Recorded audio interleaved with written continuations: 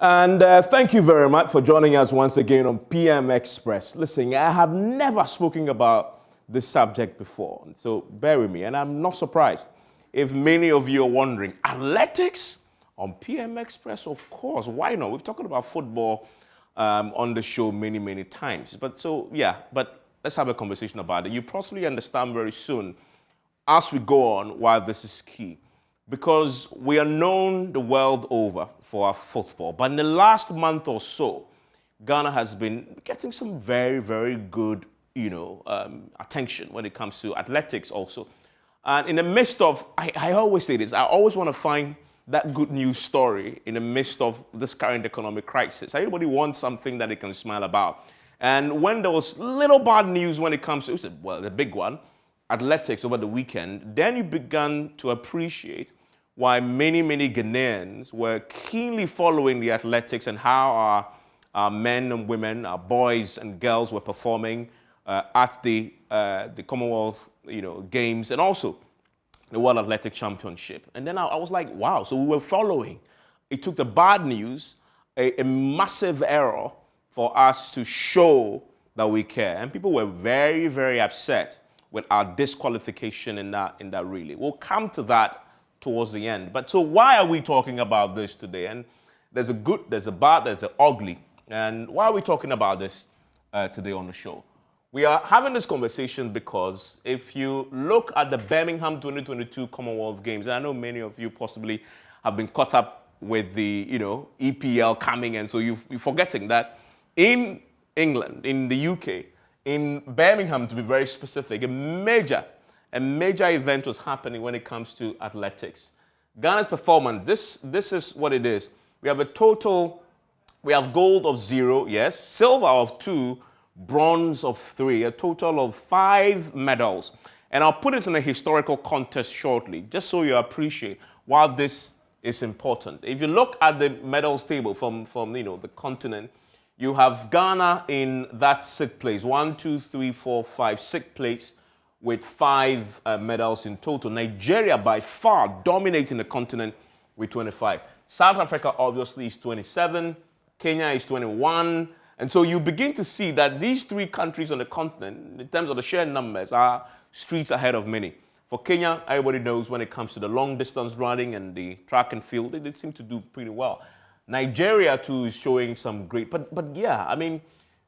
Ghana is here with Mauritius and Uganda. Yeah, I mean, it's 5, but yeah, in 6th place when it comes to the countries that contested from Africa in there. And then we have a few of the bright spots that we need to focus on today. One of them is the very interesting personality of Joseph Paul Amoah. He won a bronze in the 200-meter race. Paul becomes the first African to win a medal in the 200-meter event since 2006. He's now the first Ghanaian to win a medal in 200 meters after George Daniels in 1974. So that is how far back we have to go for this to happen. Yeah, he won bronze, but it's a big deal. But here's where we always shine. And many of the big hitters from Ghana who eventually become something big on the global stage, often you begin to see their lights begin to shine in these tournaments. Boxing, Joseph Kome, Evans Mensah, Abdul Omar, they were really great to behold in the Birmingham 2020 Commonwealth Games, and we celebrate them for what they've achieved. But there's a big picture about our athletics generally, because we seem to be doing something interesting. You may have heard the name Azamati, right? Really taking social media by storm. We'll talk about him pretty shortly. And there's Deborah Aqua, 1 bronze, first Ghanaian woman to win Commonwealth Games long jump medal, finished 3rd with a leap of 6.94 meters in the final.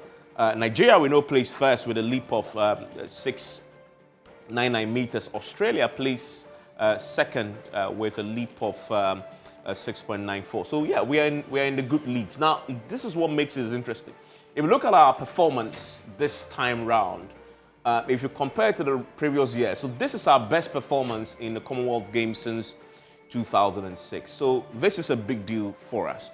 And I wonder, what is it? Yeah, you may say, well, I mean, closest is 2010, just 1 medal more, but that's big. If a country like Ghana, where our focus is so much on football, and our athletes do this, well, you need to pay attention to it. Can we do more of this and put the Ghana's name out there? Now, everybody's talking about Ghana as a country that could default in paying its debt, a country that could go the way of Sri Lanka. So there's a lot of bad news, right? So when you find something as good as this, you need to talk about it. And Ghana gold medals, in Melbourne as well is what we're showing here.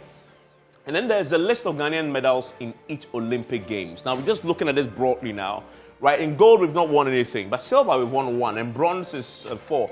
Total is 5 as well. So when we go to Olympics too, yeah, I mean, we don't do well, but Olympics is the big leagues. But the thing that you begin to see, obviously, is that if you come to the Commonwealth Games, we tend to do okay, compared to the others, not as well. But when you put us in the big leagues of the Olympics, where of course you have the Usain Bolts when they were in their prime performing, then of course you're going to see a tiny little country with a very little budget on sports generally, with a football bias, obviously expected to struggle, right?